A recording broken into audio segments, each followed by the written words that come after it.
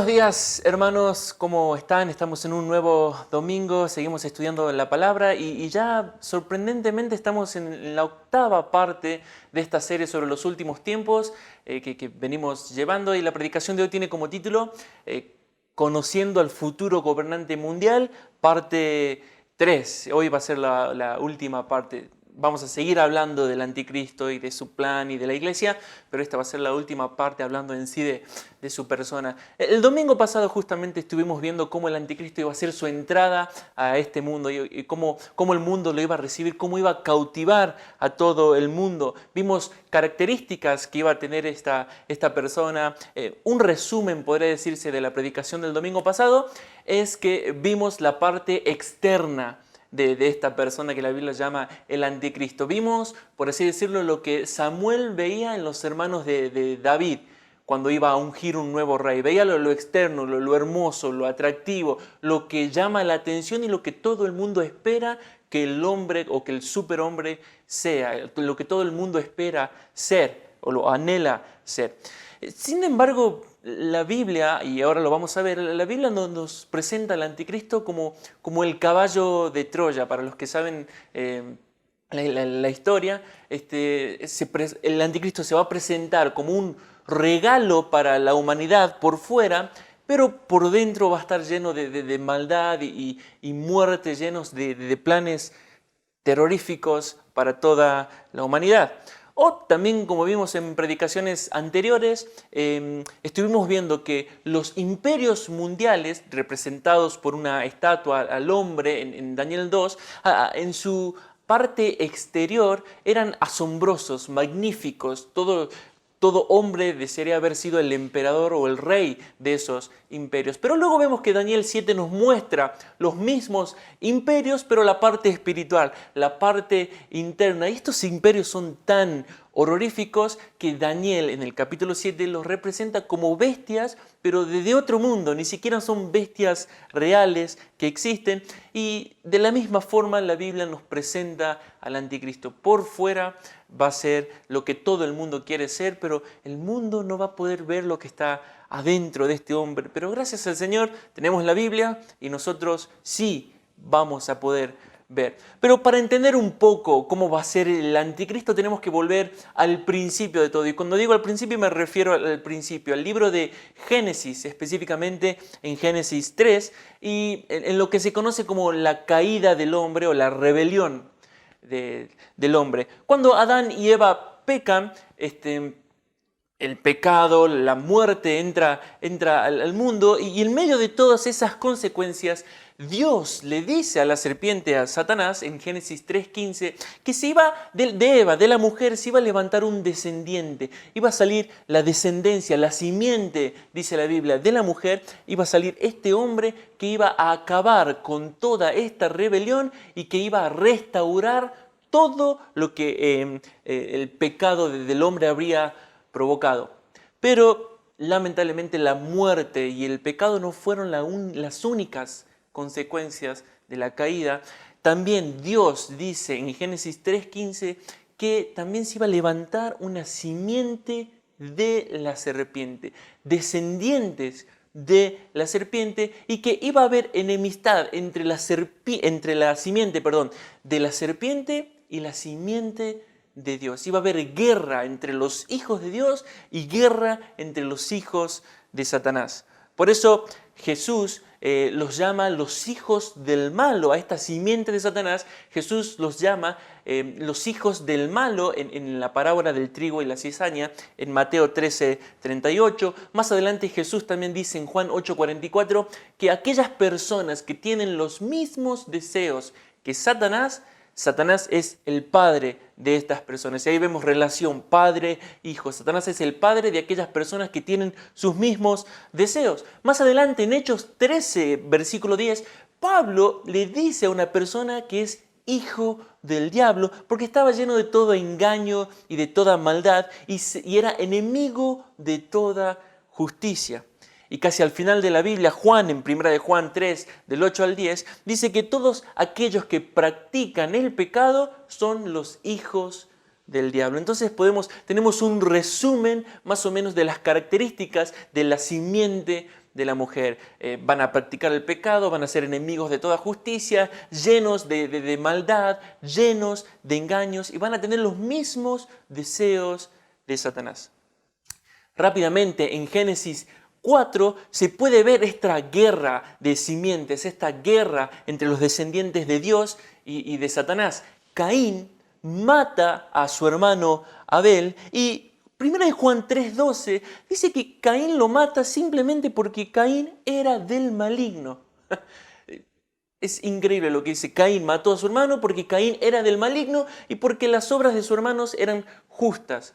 Por eso está Génesis 3 y luego viene Génesis 4 que ejemplifica, muestra lo que va a ser esta guerra de simientes. Simplemente Caín lo mata porque Caín era del maligno y su hermano Abel hacía obras justas. Más adelante en Génesis 6 vemos que toda la tierra directamente se corrompe. Todos los designios de los pensamientos del corazón del hombre eran de continuo al mal, dice la Biblia. Entonces Dios manda el diluvio como juicio para destruir a toda la humanidad. Pero aún después del diluvio, la simiente de Satanás sigue contaminando toda la creación de Dios, a tal punto que en Génesis 11 vemos una gran rebelión de la humanidad contra Dios en la historia de la Torre de Babel. Unámonos, hagámonos un nombre, no queremos a Dios, nosotros vamos a gobernar la tierra. Más adelante podemos ver a Esaú queriendo matar a su hermano Jacob, como lo vemos en Génesis 27:41, y luego vemos a Faraón, que en Éxodo 1:16 manda a matar a todos los bebés nacidos, a los recién nacidos varones de Israel. Más adelante, cuando Israel se libera por fin de la esclavitud de Egipto, Faraón sale enfurecido con todo su ejército para destruir a Israel, para ya no matar solamente a los niños, sino a todos, destruir a todo el pueblo. Eso está en Éxodo 14, del 18 al 19. Ahora, si hacemos un salto en la historia, podemos ver al primer rey de Israel, a Saúl, persiguiendo a David, y esto claramente era plan de Satanás, porque Satanás sabía que desde la descendencia de David iba a venir el Salvador del mundo, el Mesías, como dice Isaías 9:7. Más adelante podemos ver cuando Israel ya está en cautiverio, en el exilio, bajo el imperio persa, vemos que se levanta un hombre llamado Amán que odiaba a los judíos simplemente porque un judío no se arrodilló para adorarlo como él quería. Los odiaba e ideó un plan para destruir otra vez a todo el pueblo de Israel. Eso lo pueden leer en el libro de Esther, pero más específicamente está en Esther 3:6. Seguimos y en el periodo intertestamentario, como se lo conoce, que es el tiempo entre la finalización del Antiguo Testamento y el principio del Nuevo Testamento. En ese paréntesis se levantó un rey sirio llamado Antíoco Epifanes y su objetivo era blasfemar contra Dios y eliminar al judaísmo de toda la tierra. Mató a miles de judíos y vendió a muchos otros a la esclavitud. Puso la pena de muerte para aquellos que circuncidaban a sus hijos o tenían una copia de la ley. Era contrario a Dios.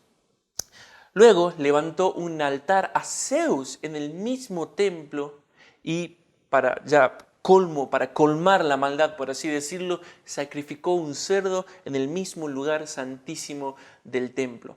Esto, lo que hizo Antíoco Epifanes, es lo que Jesús más adelante en Mateo 24:15 llama la abominación desoladora, que nosotros tenemos que estar atentos, que va a volver a pasar. Pero este Antíoco odiaba a los judíos, tanto es así que llenó las cámaras del templo, las habitaciones del templo de Israel de prostitutas. Convirtió el templo en un prostíbulo. De esta forma odiaba Antíoco a Israel. Más adelante en la historia vemos a Herodes el Grande en Mateo 2:16 diciendo que maten a todos los niños recién nacidos hasta los 2 años porque había nacido el rey de los judíos, el Salvador del mundo. Y mucho más adelante, ya luego en la historia, se levantó un hombre que aborrecía, pero ya casi no tiene comparación, odiaba a los judíos, es más contemporáneo a nosotros, no digo que sea contemporáneo a nosotros, estoy hablando de Adolf Hitler. Este era un hombre completamente poseído por Satanás que odiaba a los judíos y no los consideraba personas. Adolf Hitler decía que los judíos eran tan diferentes a las personas como los animales de los humanos. Y luego agregó diciendo, como queriendo explicar lo que dijo, y esto es lo que dice: no quiero decir que yo veo a los judíos como animales. Ellos ni siquiera son animales. Ellos son criaturas fuera de la naturaleza. Ese era el pensamiento de Adolf Hitler. Este hombre mató a 6 millones de judíos.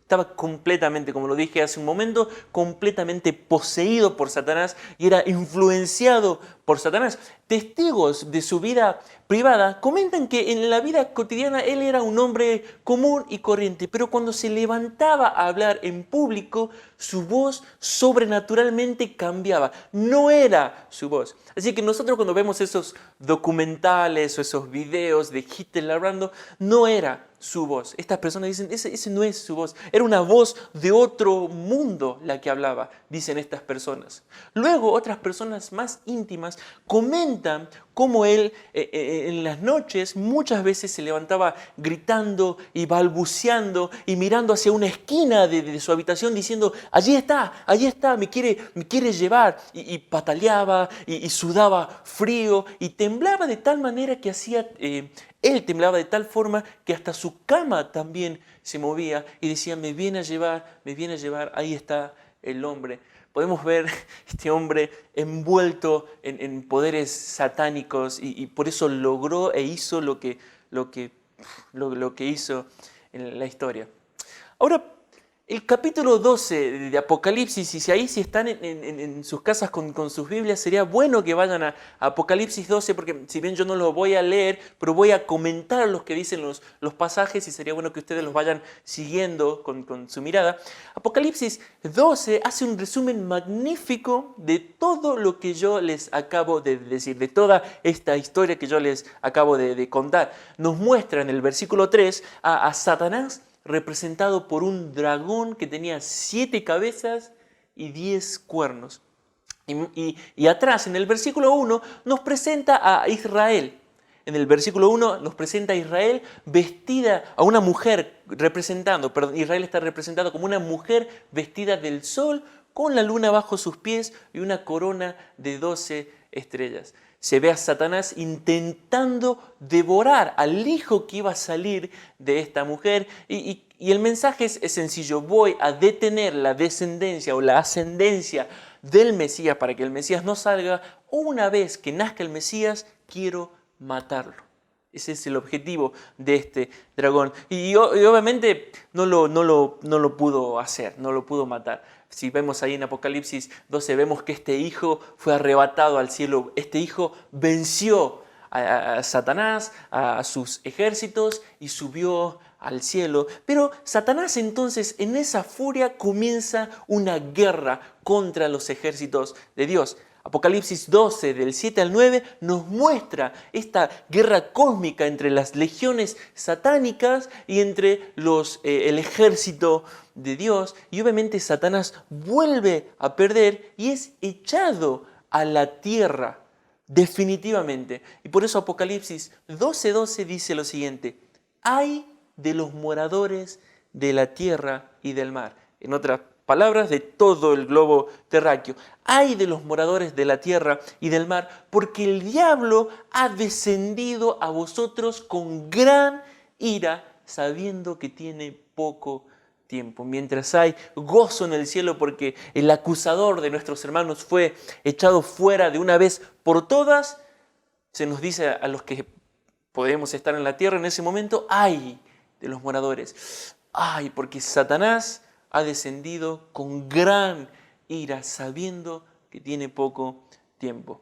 Y luego desde el versículo 12 al 17 del mismo capítulo 12, vemos que Satanás ya en la tierra vuelve o va a volver a atacar a Israel y también va a perseguir a la iglesia, los hermanos, los creyentes que estén en ese momento.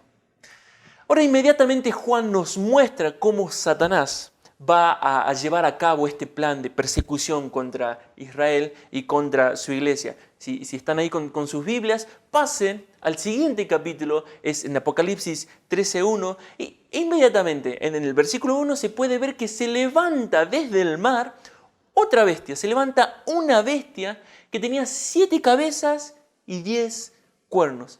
Esta bestia, por todo lo que venimos viendo, ¿no?, en la serie, esta bestia es el anticristo. Y si prestamos atención, la descripción que hace Apocalipsis 13 del anticristo es la misma descripción que hace Apocalipsis 12 de Satanás.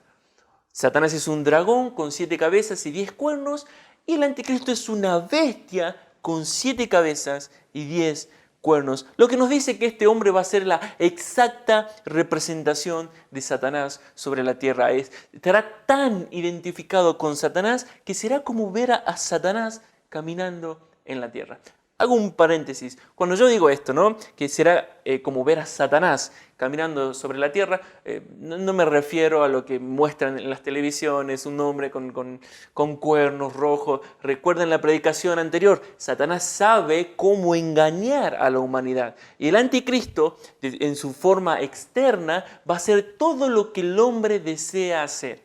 O sea que estamos hablando de lo espiritual, la realidad que el hombre sin Cristo, sin Dios, sin el Espíritu Santo no puede ver.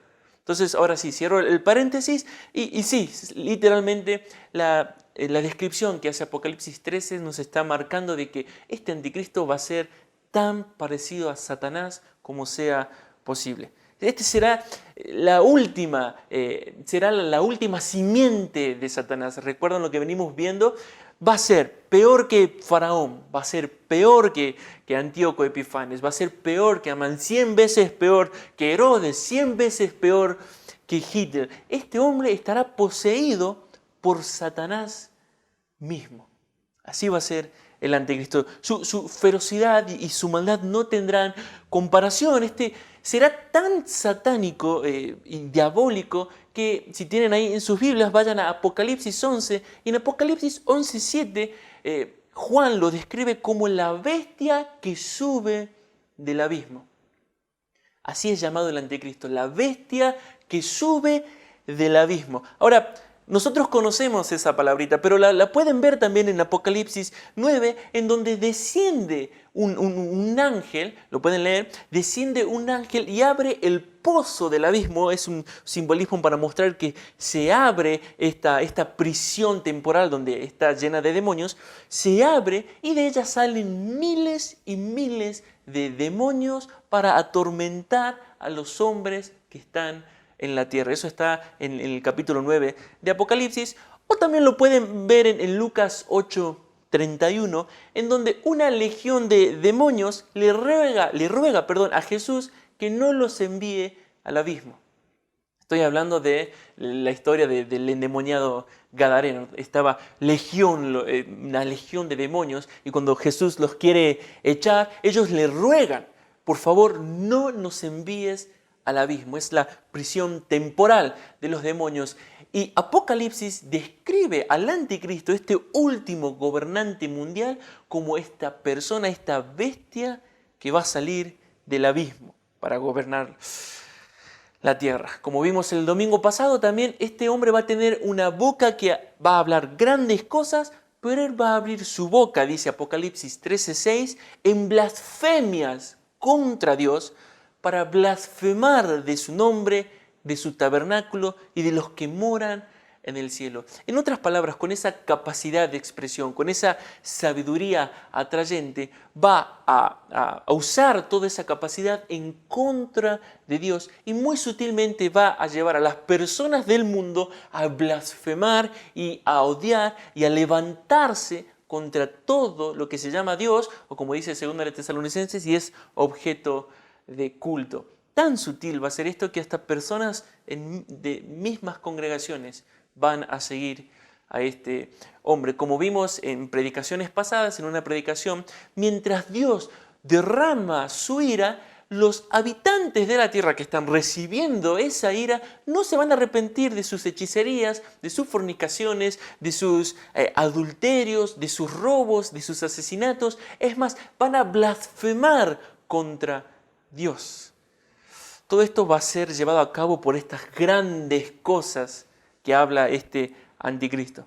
Ahora, si pueden ir conmigo a 2 de Tesalonicenses, capítulo 2, versículo 3, Pablo también nos describe la parte interna de este hombre y Pablo lo llama de dos formas, el hombre de pecado o como el hijo de perdición. Podemos decir que si Jesús fue la personificación de la justicia y de la santidad, caminando en la tierra, por así decirlo, la maldad será personificada en este hombre de pecado. O como dijo un comentarista, el pecado del hombre llegará a su punto máximo en el hombre de pecado. Por eso Pablo lo llama de esta forma, el Espíritu Santo lo llama de esta forma. A.W. Pink dijo lo siguiente sobre este título del hombre de pecado: será un hombre, sin embargo será más que un hombre. Será la parodia de Satanás, del Dios hombre. Será la encarnación de la maldad. Que se le llame el hombre de pecado denota que su perversidad no tendrá límites, que ninguna forma de pecado será extraña para él y que llegará hasta el final de las profundidades de la corrupción. Eso es muy interesante lo que dice A.W. Pink. Significa, ese hombre de pecado significa que su perversidad no tendrá límites y que va a llegar hasta el final de las profundidades de la corrupción. Va a hacer lo que él quiera. Por eso el Espíritu Santo lo llama el hombre de pecado. Pablo también lo llama el hijo de perdición. Y esto quiere decir que por naturaleza guiará a todos a la perdición eterna. Todos aquellos que lo sigan en realidad van a estar siguiendo a un falso cordero que los va a guiar a la perdición eterna. Este hombre se levantará como el gran salvador del mundo, pero llevará a todos, a miles, millones de personas hacia el infierno, la condenación final.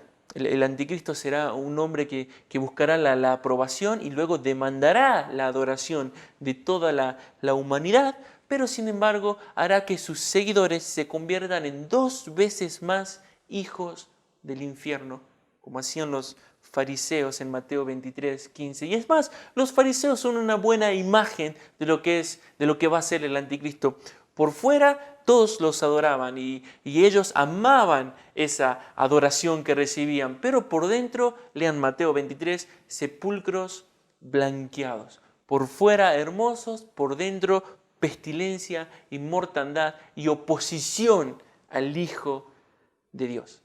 A.W. Pink, también comentando sobre este segundo nombre, dice: al llamarlo el hijo de perdición, estamos diciendo que será la culminación y la consumación de la obra y el poder satánico.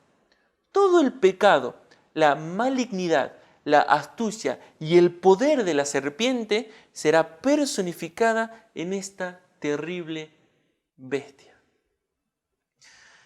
La Biblia nos muestra un panorama muy, muy claro de lo que será el anticristo, hermanos. Luego pueden volver a leer Daniel 7, Daniel 8, Daniel 9, Daniel 11. Luego pueden volver a leer Apocalipsis 13, Apocalipsis 11, Apocalipsis 9, el 17 y el 18, que lo vamos a ver en otras predicaciones. Y la Biblia nos muestra muy claramente lo que Jesús tal vez dijo en resumen en Mateo 24, este falso Cristo, este falso Salvador, esta falsa imitación de Jesús va a intentar copiar todo el plan de Jesús, por así decirlo. Sin embargo, dentro suyo va a haber mortandad y condenación horrible para la humanidad.